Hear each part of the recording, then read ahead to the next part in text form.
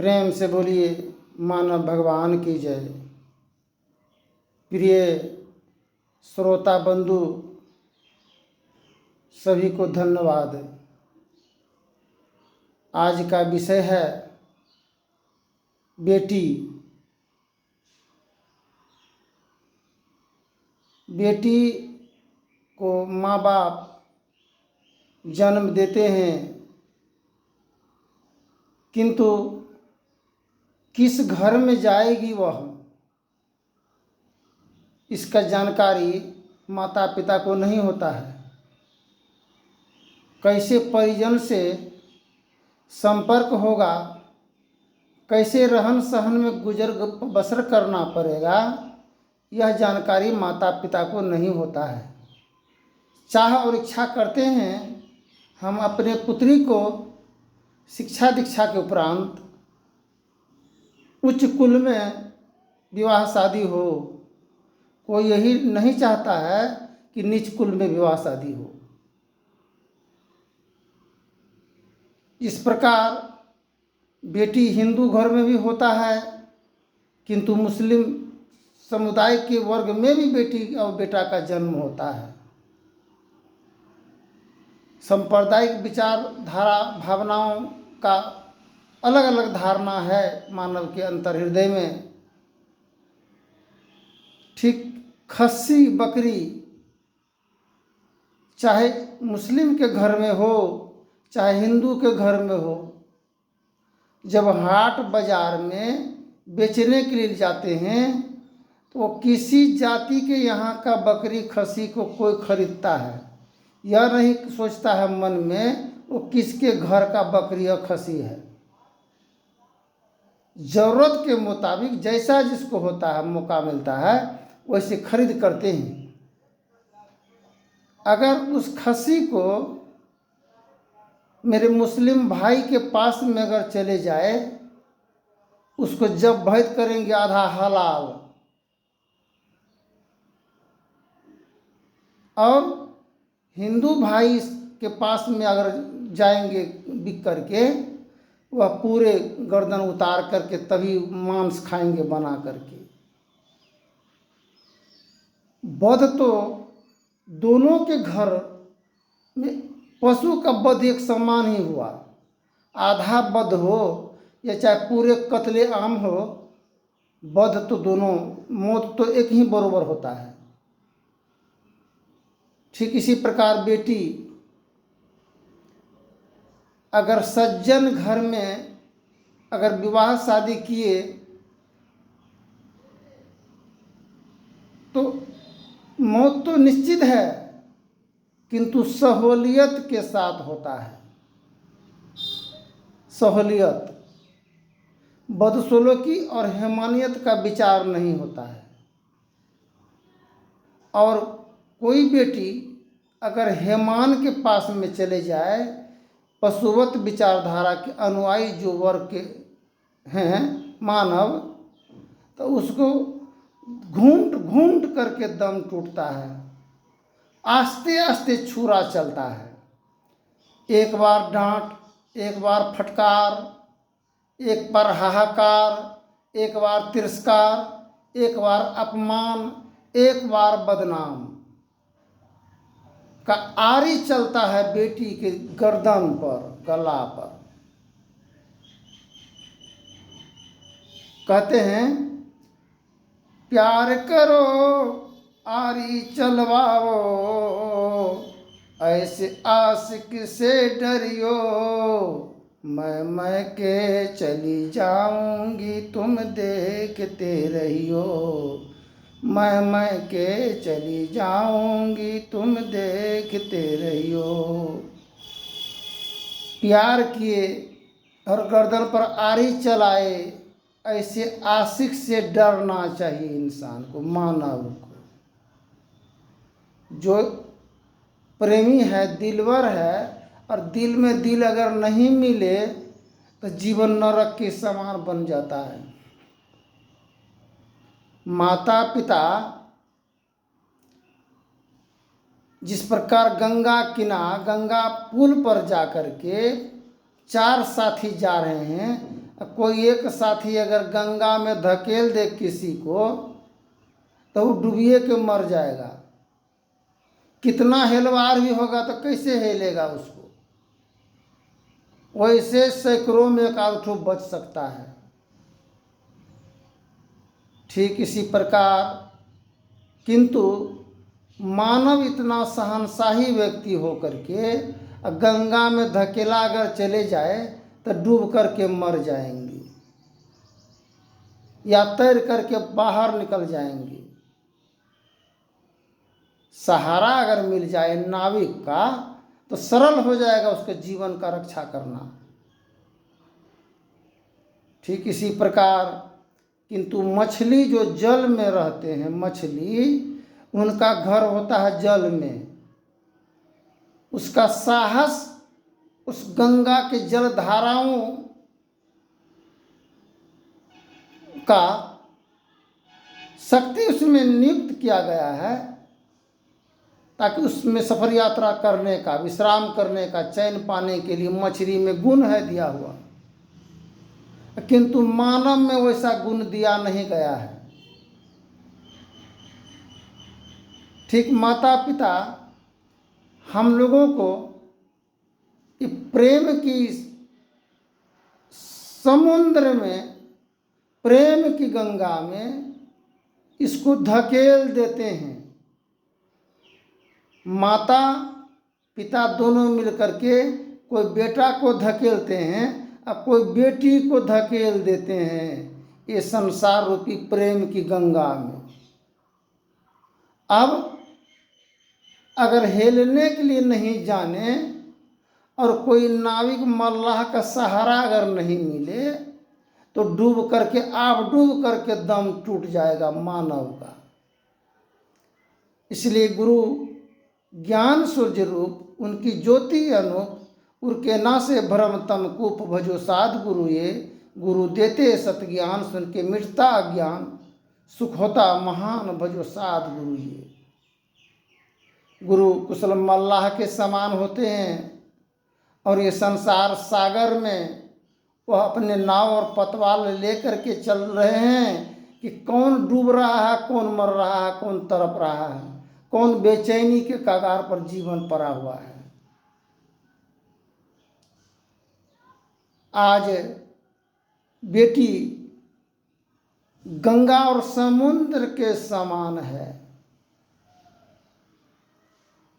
और मानव वह मीन मछली के समान है। संत सदगुरु कबीर साहब की वाणी है, जल बिच मीन प्यासी मोहे सुनी सुनी आवत हासी। गगन मंडल में औंधा कुआं सघुरा भर भर पीवी हैं। निगुरा जात प्यासी मोहे सुनी सुनी आवत हासी। मछली गंगा में या समुद्र में या पोखर में अगर हो, अगर उसको प्यास लग जाए तो पानी मुंह ऊपर करके पानी पीते हैं तभी प्यास मिटता है। ठीक इसी प्रकार हम लोगों के मन में किसी प्रकार की अगर परेशानी होता है, मन हाहाकार और बेचैनी में पड़ता है तो ऊपर वाले के नाम लेते हैं, हे परमेश्वर तू रक्षा करो, मदद कीजिए मेरे मालिक, रहम कीजिए मेरे सरकार। आज ये परेशानी के जलजला में जीवन पड़ा है, हे परमेश्वर उबारन करने की कृपा करें। जब हम पुकारेंगे तो मेरे सहायता के लिए उस प्रकार जिस प्रकार बच्चा पप्पा पप्पा कहते कहते आगे बढ़ता है 4 कदम, तो पप्पा और मम्मी 6 कदम आगे बढ़ करके बच्चों को गोद में लेते हैं। पुकारने की ज़रूरत है। हम लोग पुकारेंगे ही नहीं, आवाज़ लगाएंगे नहीं परमात्मा परमेश्वर से, ईश्वर से, तो परमात्मा मेरे मदद के लिए कैसे आएगा। बाइबिल में लिखा हुआ है ग्रंथ में कि तुम दरवाज़ा खटखटाओगे तो खोला जाएगा, अब पुकारोगे तो तुमको जवाब मिलेगा। हम लोग पुकारते हैं और जवाब मिलता भी है और सुनते नहीं हैं, न ही तो समझ पाते हैं। ठीक इसी प्रकार जिस प्रकार मछली को जल में रहने की आदि है, वह जानकारी है विश्राम करने का, चैन पाने का, ठीक इसी प्रकार बेटी को ससुराल में रहने के सारे ही रस्म और रिवाज की जानकारी होने की जरूरत है। 10 परिवार, जब 20 परिवार के जन समूह में और एक लड़की जब जाती है दुल्हन के रूप में, तो सभी से रूबरू होना पड़ता है, सभी की जानकारी को अपने मन अंदर में सिरोधारण करने में समय लगता है। तब तक के में बहुत प्रकार की दंगा होता है, फसाद होता है, विवाद, कहर और परेशानी बरसता है जीवन में। ठीक इसी प्रकार मछली के समान जो जल में रहता है मछली, ऊपर से आंधी आ जाए, तूफान हो, कड़ाके की रौद पड़ने लगे, फिर भी मछली को परवाह नहीं होता है। इसी प्रकार लड़की का नाना प्रकार की उलझन बरसता है और लड़की को ससुराल में उसको सहन करने की क्षमता सदियों से है उसके जीवन में, सहन करने की। और पुरुष उतावला होते हैं, उनको उतना समझदारी नहीं होने के कारण क्या कष्ट में है मेरा धर्म पत्नी, क्या बेचैनी है, उससे हम रूबरू नहीं होते हैं। उसके समय कुछ क्षण पलक की बात विचार वार्तालाप नहीं करने के कारण घुंट घुंट करके दम टूटता है। मानव को चाहिए सर्वप्रथम यही पुनित दायित्व कर्तव्य होता है, अपने स्त्री के सन्मुख कुछ समय उनको देने का, आधा घंटा हो, 1 घंटा हो, 1 घड़ी, आधो घड़ी, आधो में पुनियाद, तुलसी संगत साध की, हरे करोटी अपराध।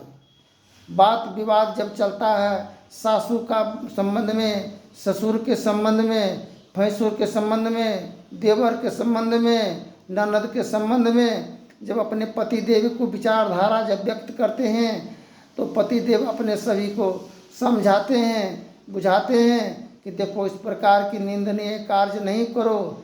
एक ही घर की समस्या नहीं समाधान हो तो समाज का कैसे होगा, परिवार में शांति सकून चैन कैसे मिलेगा। जब तक हम समझेंगे नहीं और पति के बात विचारधाराओं को, जब धर्मपत्नी उनकी विचार को अनुसरण नहीं करेंगे, समझेंगे नहीं कितना कमाई है, कितना खर्च करना है, तो तब तक घर चल नहीं सकता है। अब मांस लेने आई हो, मांस आधा किलो आया तो 300-400 लग गया उसमें, फिर तेल मसाला है उसमें, मतलब एक टाइम में जिसका घर में 1500 खर्च हो जाए उसका घर का गति क्या होगा। कहाँ से सुंदर आभूषण वस्त्र धारण कर पाएंगे, कहाँ से जीवन को सम्मान प्राप्त कर पाएंगे। आमदनी जितना हो खर्च तो उतना ही होना चाहिए। फिर पर्व त्यौहार हम करते हैं उसमें खर्च हो जाता है। हम अपने पुत्र को कहें कि देखो पुत्र, अगर मेरा अंत गति प्राप्त हो जाए, दम अगर टूट जाए तो ये काम करना। और ये काम है क्या, जो मेरा कर्म क्रिया कराओगे पंडित जी को ला करके, उस पंडित जी को पहले थोड़ा सा गोबर, थोड़ा दही, थोड़ा गौमूत्र, थोड़ा गंगा जल, थोड़ा मिट्टी, ये सभी मिश्रण करके कम से कम 1 गिलास का खुराक बना करके जो पंडित जी पी लेगा वही मेरा कर्म क्रिया करवाएगा। क्यों? अरे इस जुबान से झूठ, चुगली, लोभ, लालच, छल, परपंच, गाली गलौज के द्वारा ये मन तो कितना गंदगी भरा पड़ा है। जब ये मन की गंदगी निर्मल सफा होगा ही नहीं, गंगा में स्नान किए, तीर्थ व्रत किए, जप तप किए, किंतु मन की दुर्विकार का निवारण हुआ ही नहीं, तो जिसका स्वयं ही निवारण नहीं हो सका तो दूसरों को उबारण क्या कर पाएंगे। और प्रश्न एक है। दूसरा प्रश्न यही है कि जब हम मरेंगे, अंत गति को प्राप्त होगा। तो भोज भंडारा किसी को मत खिलाना, अपने बना उना करके जो हो बनेगा खा पी लेना आनंद पूर्वक, ताकि झंझट कलह नहीं बरसे। कर्म और क्रिया, कर्म को हम जानते नहीं हैं, क्रिया को जानते नहीं हैं, तो क्या वो मंत्र जाप से मुक्ति किसको मिला है? आज तक देखिए 4 युग का बात विचार को मन में अनुसरण कीजिए, धारण कीजिए। चंचल चित्त को थिर कर चौथे में चित आन, संत सुधारस पान कर आवागमन पहचान। आवागमन सम दुख दूजा है नहीं जग में कोई, इनके निवारण के लिए प्रभुभक्ति करनी चाहिए। जितने मनुष्य तनधारी हैं प्रभुभक्ति कर सकते सभी, अंतर व बाहर भक्ति कर घटपट हटाना चाहिए। इसके हटे माया हटेगी, प्रभु से होगी एकता, फिर देवता दैत्य नहीं रहेगी। असमनंदिर चाहिए पाखंड अहंकार तज, इसके पट हो दीन हो, सब कुछ समर्पण कर गुरु सेव करनी चाहिए। सेव माता पिता गुरु के समान हैं, गुरु तो सर्वज्ञ हैं ही, ज्ञान के दाता। उनका सेवा क्रिया कर्म प्रधान है। माता पिता का सेवा, भाई बहन का विचारधाराओं को अनुसरण करना, किसी को अप्रिय वचन नहीं कहना, अपने जीवन को मन को जो अच्छा विचार लगे वही सबके साथ में होना चाहिए। आज हम भाई भाई में नहीं बनता है, गोतनी गोतनी में नहीं बन रहा है, किसी परिवार में एक माहौल बना हुआ है, संकटों का परेशानियों का कहर टूट बरस रहा है। तो कौन कर्म हमसे छूटा जो आज तक हम लोग इस तन्हाई की दलदल में जीवन पड़ा हुआ है? कर्म है मानव की कल्याण के लिए सोचना, विचार करना, समझना और हो सके तो उनको सहायता करना। क्रिया जैसे नित्य क्रिया में आता है, हम जब लेटरिन जाते हैं अच्छा से हाथ पांव को सफ़ा करना, साबुन से कई बार सफ़ा करना, अपने कपड़ा वस्त्र को सफाई करना, शरीर को सफ़ा करना, अच्छा विचार व्यक्त करना, पत्नी माता पिता का सभी का कद्र करना, आदर करना, मान सम्मान करना, यह तो क्रिया में आता है। क्रिया कर्म और क्रिया ये कर्म प्रधान विश्व करी राखा, जो जस फल करे तस फल चाखा। हम लोग जब तक फिजूल खर्ची को हम लोग कम नहीं करेंगे, बाजार गए 100-200 उड़ा दिए, आगे घर में खर्चा नहीं है, बाल बच्चा वस्त्र के लिए तड़प रहा है, पड़ोसी के बाल बच्चा देखता अच्छा वस्त्र पहन रहा है और मेरे बच्चों को स्नान करने की साबुन तेल हाथ भी नहीं मिल रहा है, मेरे पत्नी एक श्रृंगार के लिए तड़प रही है। क्या यही हुआ कर्म? कहाँ कर्म करने से क्या आपका सतगति मिला? कहाँ? गति पाने के लिए मानव को जीवन में जीते जीवन गति को प्राप्त करने की जरूरत है। कर्म। एक व्यक्ति बोला कि दास जी आपका जब मृत्यु होगा आप लोग पहले बोल दीजिए कि आपका सबको मिट्टी मंजिल किया जाएगा कि जलाया जाएगा कि गंगा में भसाया जाएगा। हम बोले हम इसका निर्णय अभी नहीं बताएंगे, जब इससे आत्मा निकल ही जाएगा इसको गंगा में ले जाओ, खोल को जमुना में ले जाओ, जला दो, चाहे जो करो, ये खोल का कोई मोल नहीं है। जात ने पूछिए साधु का, पूछ लीजिए ज्ञान, मोल करो तलवार का, परा रहने दो मयान। ये मयान को तुम पैखाना में ले जा कर के फेंक दो, तलवार का कोई फर्क पड़ने वाला नहीं है। इसलिए इसमें आत्मा राम रहने वाला जब इससे निकल जाएगा तो ये शरीर परा रहेगा, इसको 73 प्रकार से गारो, जलाओ, फेंको, इससे आत्मा का कोई परवाह नहीं पड़ता है। जब घर के गृह स्वामी बाहर निकल जाए और डकैत घुस जाए, प्रवेश कर जाए अंतर भवन में, तो किसको पकड़ेगा और किसको मारेगा, किसको पछाड़ेगा। ठीक इसी प्रकार आत्मज्ञान के हीरे मोती संत बिखेरे गली गली, ले लो रे कोई संत के लाला, शोर मचावे गली गली। फिर आगे के प्रसंग में बोलेंगे। धन्यवाद। जय हिंद, जय भारत।